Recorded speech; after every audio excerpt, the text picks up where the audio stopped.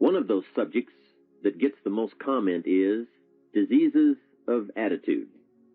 And out of that subject, worry and how to kick the worry habit have caused the most questions. So in this brief visit with you, let me give you my best look at worry, how to recognize it and define it, and what to do about it. And hopefully, these ideas will give you a good chance for confidence over worry. First of all, worry might well be killer number one. And if it is not the number one physical killer, although doctors tell us worriers die sooner than non-worriers, and we have all heard the expression, worry yourself to death, at least it is the number one killer of dreams and achievement, of energy and vitality and lifestyle. I know the damage and effect of this killer, worry, firsthand. I will spare you the details, but over a period of some 3 years, I let worry get out of hand. As I've mentioned before, I became a super worrier. I was good at it. The combination of small and big worries about my circumstances, what people thought of me, my finances, my abilities, the future, my progress, all led to a complete physical collapse, a stay in the hospital, emotional, mental, and physical exhaustion, and a deep despair I couldn't shake. A sad picture for a young man who should have been well on his way to carving out his share of opportunity.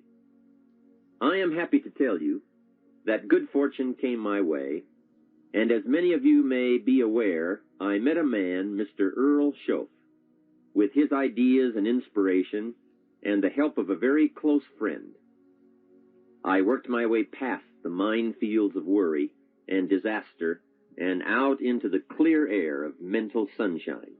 And if I did it, anybody can do it. I'm not saying it's easy. It took me almost a full year to kick the worry habit. It took practice and much effort, but it was well worth it. Remember, don't ask for the task to be easy, just ask for it to be worth it. Don't wish it was easier, wish you were better. Don't ask for less challenge, ask for more skills. Don't ask for less problems, ask for more wisdom. It's the challenge that makes the experience. And life and its color and meaning and adventure for you is this collection of experiences. To wish them away is to wish your life away. So let's get to worry and what it is and what it does, how to define it, and what to do about it. And let's do it with eager, high hope that it won't be long until you will be free of the worry habit and on your way to the life and lifestyle that you want. First of all, let's define worry. There are many ways we could describe it. Worry is fear painting pictures in your mind. And if you watch that mental movie too long, you get a false picture of how things really are. Worry is a mental broadcasting station, and more often than not, it is false or at least distorted propaganda. Worry has that sneaky way of stopping short of giving you all the facts. Worry is often the trickery of mentally filtered facts on the negative side and the bold declaration that these are all the facts. Worry has the mental audacity to suggest that the elevator only runs one way, down. Many times worry is a 5-alarm bell for a wastebasket fire. And worry is a depletion of constructive emotion. It's wasted mental energy. It's like letting the starter run the battery down when the car won't start. And worry is most often a lack of all the facts, a lack of full understanding, a lack of total information, and an unpreparedness of ability, knowledge, talent, courage, faith, and all the other virtues. That should give us a better definition of worry, and remember, left unchecked, it can become like a mad dog loose in the house, and the sorrow and pain and regret is too large a price to pay not to do something about it, and to do it now. So much for what worry is. The next question is, what can I do about it? What is the first step? My best advice on this is to first recognize worry for what it is, admit what it does, and then decide you now want to be free. It first starts with decision on your part. And may I add, well, you should decide. Why let worry continue to take money out of your pocket and bank account? Why let worry any longer keep you from becoming all you can be? Why let it rob you of better friendships, better business, better profits, better results, better communication, better family relations? Why impose your worry on others any longer? It's a burden you can get rid of and a monkey you can get off your back. Why not be rid of those sinking, nagging feelings that all is not going to be well, that you can't do it, that it won't work out for the best? Worry is undue concern that takes up too much of your mental and emotional time. Now, we must all be concerned. Hey, life is no joke except to the jokers. Life and how to live it is a serious matter. It is risky, full of peril, and there are constant threats to the good we want and to the pursuit of happiness. However, it is undue concern, or concern that takes up too much mental time, that begins the harm. It's like a family planning a wonderful trip. While they certainly should be concerned about the condition of the car, the tires, and making sure they pick the proper route, it would be foolish to allow themselves to be completely turned negative with the thought that they might crash and kill the entire family. If that were the case, even if they went, the entire trip would be turned into one nightmare of fear with the specter of chaos looming around every curve, rather than enjoying the wonderful trip they had planned for themselves and their family. A lot of people do that with their entire life. So, start to make these declarations. And if you mean it, they will start you on your way to confidence and adventure, free of the worry habit. Say first, I've had it with worry. I'm tired of being beaten down and hassled with all those negative mental pictures. I refuse to be tricked by false facts. I'm really not that weak. Never again do I want those sick feelings inside, those mental false alarms. I'm tired of the drain on my resources. I'm tired of the embarrassment of the lack of confidence. I don't want people, especially my family, to see me in this state anymore. I've got more to offer.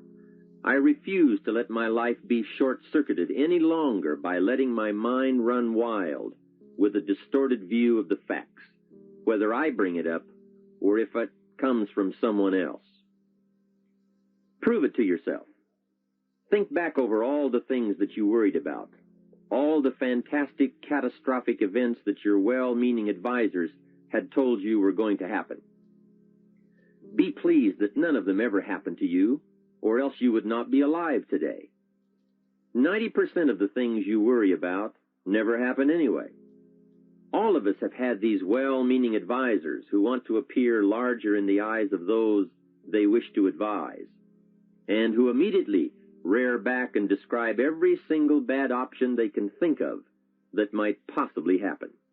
By the time they have finished, the one who has come for some confidence and some help wonders why he even bothers to live anymore. And the fact is, those things are never really going to happen anyway. Bring to question now what your mind tells you or what others tell you, and pledge not to go for false alarms. I've had it is a good beginning. This first step will start you arguing with your worry thoughts. Soon you will start to examine your fears and worries to see if they are valid, and you won't let your mind play those mental tricks any longer. It is possible to destroy any emotion you have, including worry and fear, by a very simple process, and that is, analyze it to death. Drag it out on the table and look at it. Weigh it against all of your past experiences. Make sure this one can stand against all the past facts you have. You will now start to use worry instead of letting worry use you. It's a beginning, being in control instead of out of control. You will now let concern and the first signs of worry prompt you to learn, ask questions, and look at all sides in order to evaluate true, positive, constructive action. Now you can say, I will let fear advise me of the facts, but I won't let fear tell me these are all the facts. Nor will I let fear determine my reaction to the facts. I will gladly take up the war of faith over doubt, reason over fear, and positive expectation over worry. So talk to yourself right now into a change of attitude. Be persuasive. Go all out. Show yourself the hell if you don't, and the good life of answers and progress if you do. Say to yourself, what a fantastic feeling it must be to stop the panic drain on my mental energy, emotion, and physical strength. Imagine putting all that saved energy and emotion and strength into my action plans for the good life. Hey, accept the challenge. Believe your beliefs, doubt your doubts, stay on the campaign to give worry a bad time. Like being your own conscientious judge, say, I've had it with the presentation of a one-sided story. I sustain the objection that worry has failed to bring out all the facts. I despise these mental courtroom maneuvers that try to belittle my client, me. I demand the whole truth, and if worry will not be silent, I may cite him for contempt of the court of reason. Call up that scene often when worry wants to hassle you with the same old tricks and the same old results. It will work every time. Okay, let's move on to some really positive steps. If you can survive all that has happened to you up to this moment in your life, in spite of doing and thinking many of the wrong things, imagine how you can succeed by now starting to do some of the right things.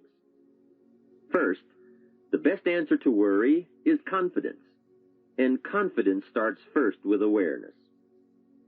Here is one of the most important lessons in life to learn. Life and business is like the changing seasons, and the real challenge of life is to learn how to handle the winter and take advantage of the spring. In short, that's it.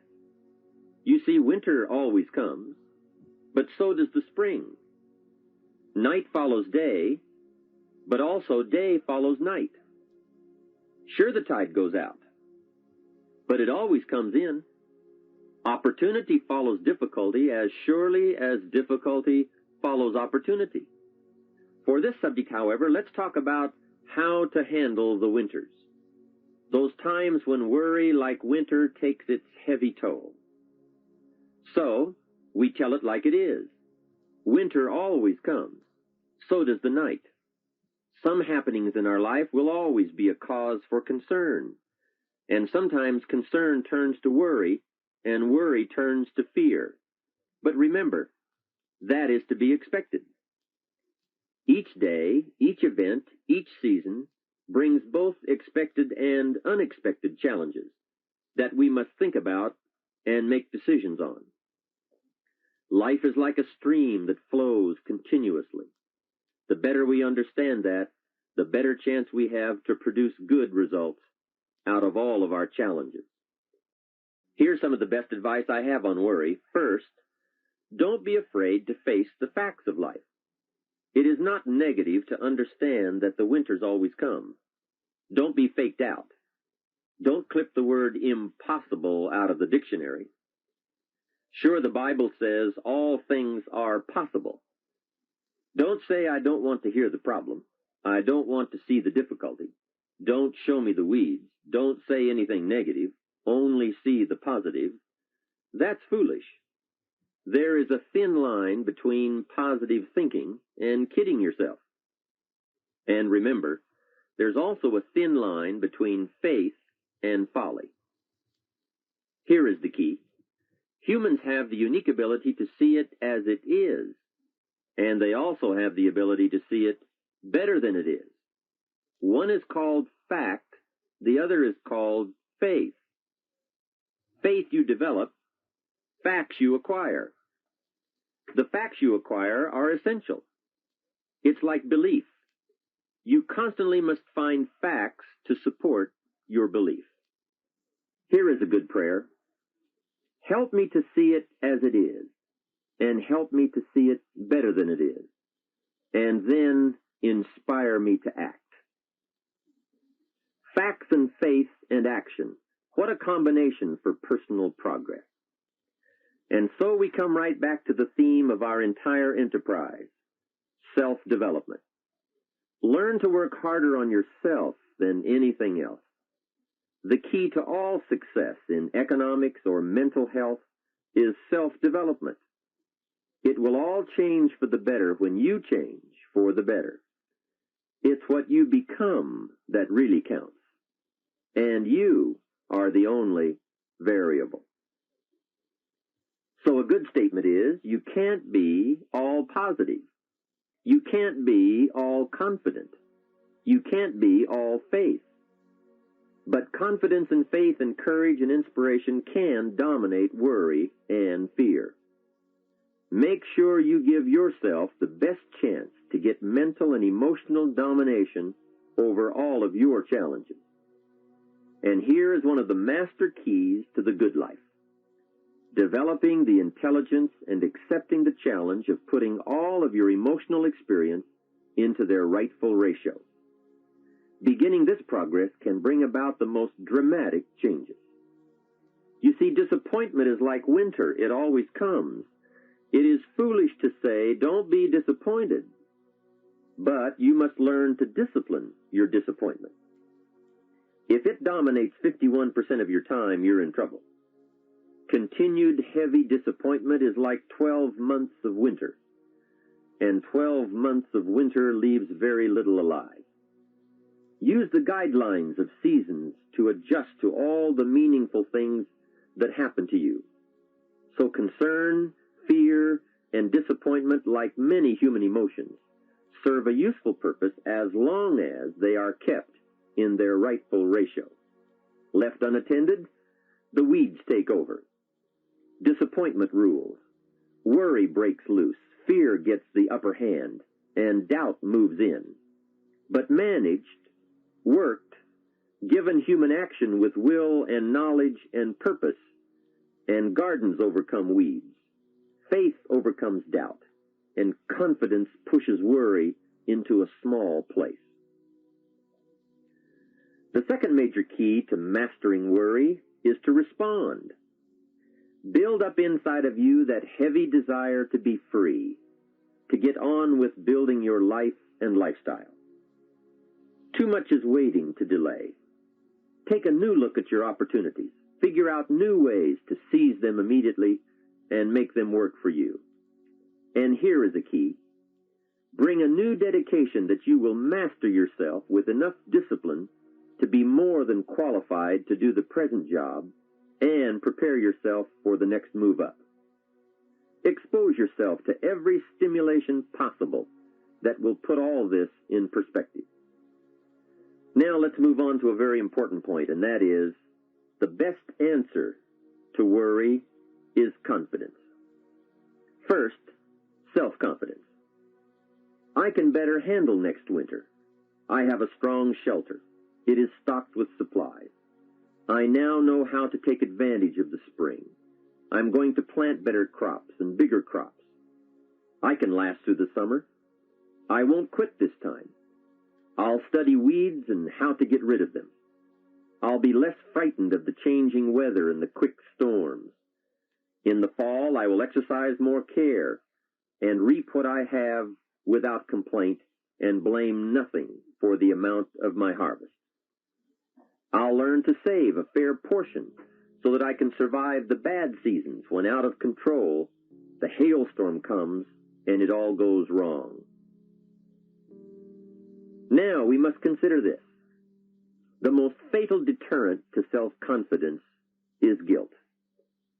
Not doing all you know how to do to the full extent of your present ability weakens the foundation for confidence. The biggest part of worry comes from the lack of this personal confidence. And lack of confidence comes from two major things. First, no goals or plans. And second, no daily discipline to achieve. The inaction to cure or handle small tasks is what starts the guilt process. And that always tends to make you look at what's wrong and expect the worst. So listen to the voices of creative experience. Let nature, experience, wisdom, books, everything speak to you and teach you. Remember, both opportunity and challenge await action. Everything yields to diligence. It's not what you can do, it's what you will do that counts. And undeveloped ability comes from three problems. First, lack of inspiration to find out. Second, lack of reasons to learn. And third, lack of applied time and action for developing those abilities.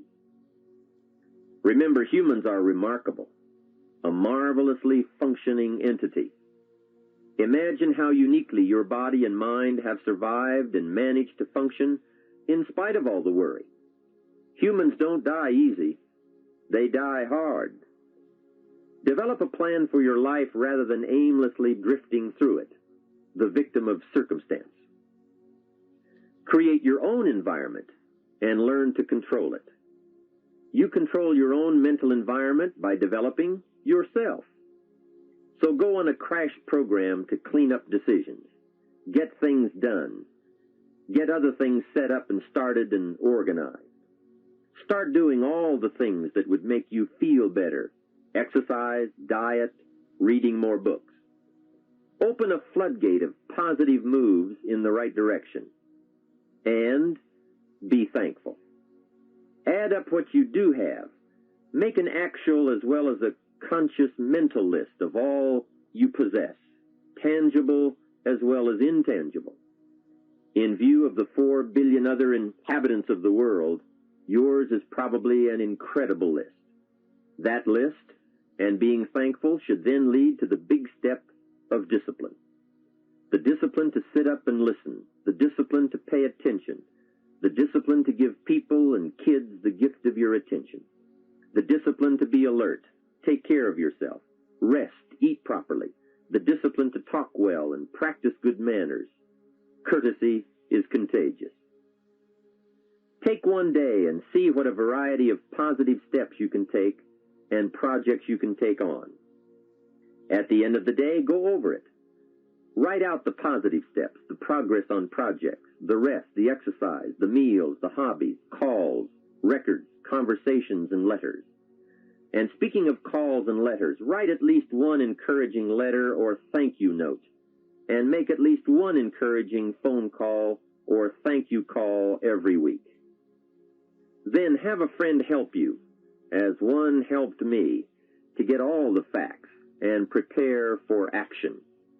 From such a friendship, the greatest gift you can draw is the truth.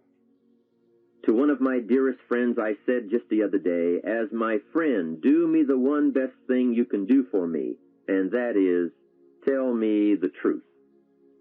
From there, I can grow. I can start making wise decisions. To sum it all up, first understand what worry is. You now know that it can be beneficial and destructive, depending on your awareness. Next, resolve to be free of the habit. That job is up to you, to work on yourself, to get the right attitude. Next, start the daily action of first cleaning up all your current situations. Remember, little achievements lead to confidence that conquers guilt. Then buy up every challenge to reach your goal. You can now handle it, the winter, the spring, the harvest. Bring a new zeal to every problem, to every fear, to every opportunity. The inspiration from it all and the immediate and future progress that will someday give you a view from the top of your goals, your adventure, and your achievements.